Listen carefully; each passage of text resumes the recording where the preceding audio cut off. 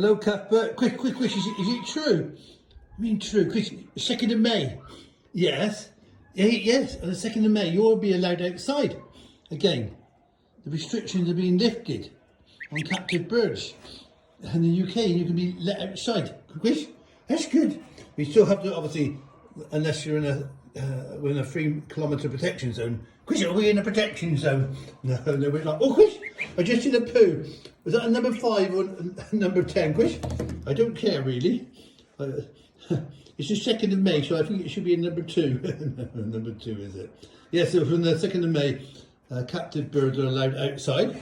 You have to take precautions, obviously. We're not to encourage wild birds. We're not to be feeding our birds as such outside. But it's brilliant news. Quick. Can Peekaboo come down? Yeah, Peekaboo can come down and have a run with you.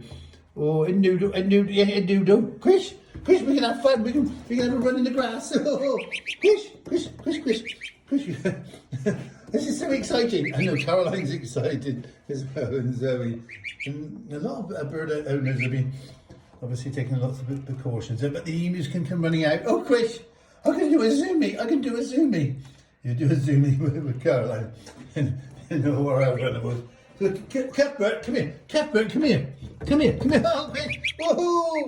I'm so excited. Good news, but obviously we still have to be vigilant.